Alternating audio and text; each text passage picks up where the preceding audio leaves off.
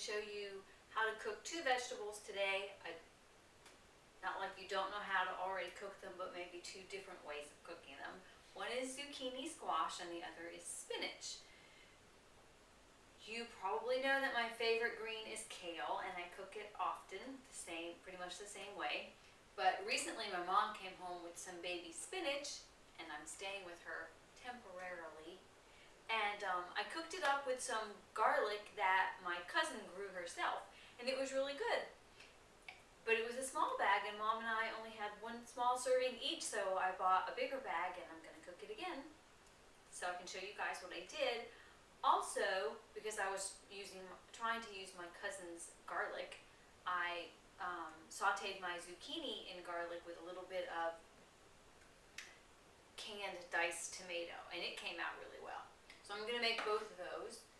I'm turning my burners on sort of medium-high for both. I'm going to lightly spray the pans with this olive oil spray, and if you have an olive oil mister, that's probably even better. I'm also going to use onion powder with the spinach, and I'm also going to use basil with the zucchini. I don't know what else I was about to say. This particular bag of spinach that I bought, when you buy bagged spinach or bagged lettuce, any kind of bagged green, read the label carefully to see if it's been washed before and if you need to wash it again. Like the kale I buy usually says it's been prepped, but you need to clean it before using it. This bag specifically says that it's been triple washed and it's ready to cook. I recall reading, I think on the FDA's website, about if it's already been cleaned, it's better not to re-clean it. But if it hasn't been cleaned, you definitely should. So try to keep those things straight in your head. I guess when in doubt, rinse it out. But I specifically read that you can cause more harm sometimes. I guess you can maybe cross-contamination is what they're thinking about. So this is already clean. So when it's time, I'm going to just dump it in the pan. I should have out a wooden spoon so I can stir it up. Now, the garlic, fresh garlic, I hardly ever use it. I don't know why. I hardly ever use it because it's great. And I think that this is a bulb and each one inside is a clove. And I'm just proof that you don't have to know all those things to be a decent chef or cook. So anyway, somebody will probably tell me on the video comments the right answer. But I used almost the whole bulb of garlic. I plan to use almost the whole bulb for the spinach and just a little bit for the zucchini. And I've already cut and cleaned most of them, but I wanted to save one for when the video was on. So I might show you how. So I've got 4 or 5 clean right here. But it's easy. You just cut off both ends and then the skin just peels away. Sometimes you don't even have to cut both ends for it to peel away like that time. And a trick I learned, I think from my dad, who I'm sure learned it from a cooking show, was to take the side of your knife and press down on the clove, the cleaned clove, and that kind of, you can hear it kind of squish, and it releases some of the juice, the flavor from the garlic. So he always did that first. Whoops. I lost one, but not too far. Smush it first and then dice it. So that's what I'm going to do here. Probably, there, that one was good. Not too eloquently with the video on, because that's just the way it is. So, smush your garlic, chop it up, mince it up. And I don't know that you need to cook both vegetables on the same day like I am. I'm certainly not going to eat them at the same time because then I would have 2 green vegetables and I don't want to do that. Like a colorful plate, a colorful, nutritious plate. But you can cook them at the same time and freeze one, right? So for the spinach, I just need to mince up the garlic or chop it up small. And I'm going to add onion powder on the leaves when they're in the pan. For the zucchini, I have 2 medium ones. I always try to buy long, thin ones, not, I like them thinner, smaller in diameter, less seeds, I think. This feels about ready, so I don't have any water over here. I'm gonna need it. That's probably too warm. I need an assistant. Getting the, for heaven's sakes, I'm gonna have a smoke alarm go off while I'm doing this. So almost all the garlic that I chopped up went in this pan. I'm not doing this video again. There's no retake, so there, what it is. So let the garlic just get a little bit brown before you put your spinach in. This pan did not heat up as much. So I was saying, I cut the zucchini in half, and now I'm gonna just gonna cut those like half circles, little crescent moons is what they look like. Not too thick. They're not too thin either.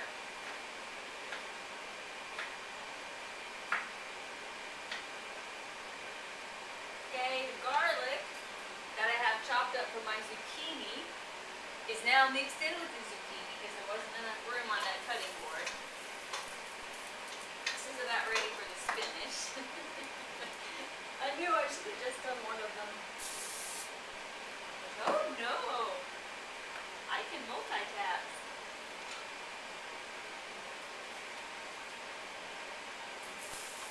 Let me ice over zucchini. I hope the pan's the right size. So, you can just put the zucchini and the garlic in the pan at the same time.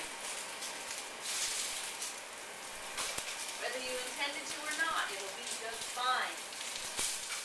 So, with the zucchini, you just want to, like,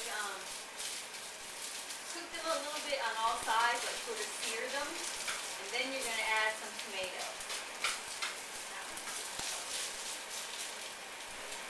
Okay, ready for the spinach. Yes, I'm going to add some water. This won't fit in there. Definitely got a bigger bag this time. Okay. There's spinach in there, and then sprinkle some dry onion powder. Generously sprinkle onion powder. Onion powder and garlic. That's the flavoring. No, I haven't had anything to drink. And no, I don't live in a state where I've gone and bought marijuana either. Just naturally, it's ridiculous. Okay. I need some water. For my spinach and maybe even my zucchini. So I want to simmer fry it a little bit. This is a great pan because nothing sticks, but it's probably made with something that's going to give you Alzheimer's or something. I can't study everything that affects health. I'm just trying to concentrate on the food part.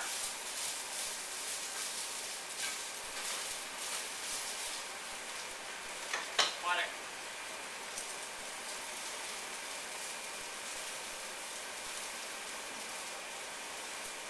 So you cook the spinach, you wilt it a little bit. Can you hear me? You wilt it a little bit. So I just added like a half a cup of water. That looks good. And you can put the lid on and it'll shrink drastically quickly. And then you can simmer it until it gets a nice dark green and is cooked to the texture or tendency that you yourself prefer. For me, that's cooked a lot.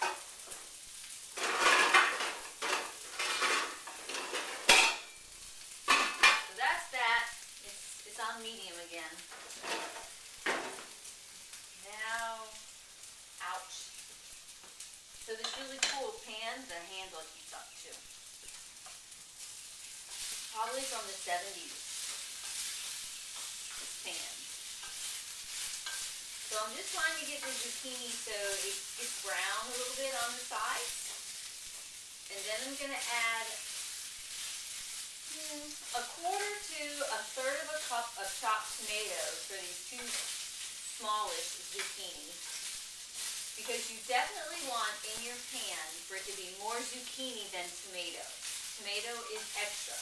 It's zucchini with tomato, not tomato with zucchini. And this is sort of Italian style. It's almost as good as gagoots. I don't know. No, it's not as good as gagoots. I don't know if you know what that is, but it's zucchini that's breaded. Breaded with breadcrumbs and fried, and then you put a little bit of Parmesan cheese on top. And it's something my mom used to make when I was little, and me and my sisters and my dad, we would all eat it as she would take it out of the frying pan, put it on the paper towel with the drain. We would be eating it, so it never made it to the table. It was so good. Maybe a high fat content though. This is not cooking as quickly as I was thinking it would. I should turn it up a little bit again. There's not really much though that you have to do. You just put a little water in with your spinach and your garlic and your onion powder and leave it till it gets the consistency you want. Here's my zucchini. That's zucchini and garlic cloves, and it's about ready for the tomatoes. I think I'll bring the camera over so you can see what I mean about what I'm doing before I add the tomatoes. And then I'm going to let it simmer. Let me add even get some water. Then you let it simmer with the tomato just until the zucchini is tender. You know, you can put a fork through it easily. And then it will be done. It doesn't take very long. I think neither of these take very long. It takes a lot longer to cook heartier greens like kale, mustard greens, turnip greens, broccoli rabe. Those things take much longer to cook than spinach does. And zucchini squash always cooks rather quickly. Okay. Let me bring the camera over and show you the zucchini. There it is. You see, I think I would let it get cooked a little bit there. Now, I have a quarter cup of the tomatoes. I think that's plenty.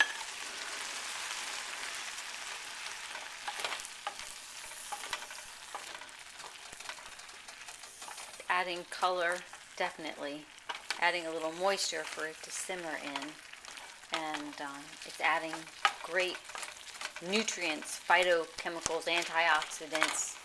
Tomatoes are one of the few things that when you cook them, you actually release. They become better for you cooked than raw. Most vegetables it's the other way around, or it doesn't matter, but it specifically matters with tomatoes.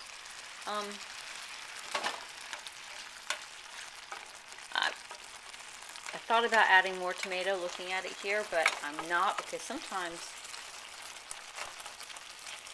it gets more tomatoey as it cooks. I know that sounds weird, but it does. I'll turn it down a little bit. And sprinkle just a little bit of basil. I can't remember last time if I added anything besides the garlic.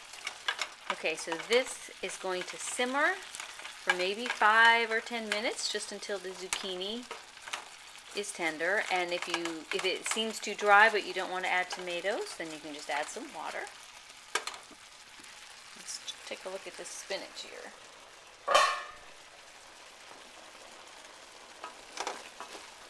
It's hard to see with all this steam, but it will get a dark green as it cooks and become tender. And you see how, can you see the side of the bowl, how much less spinach there is now? There we go. You can also see the garlic down in there. Wonderful.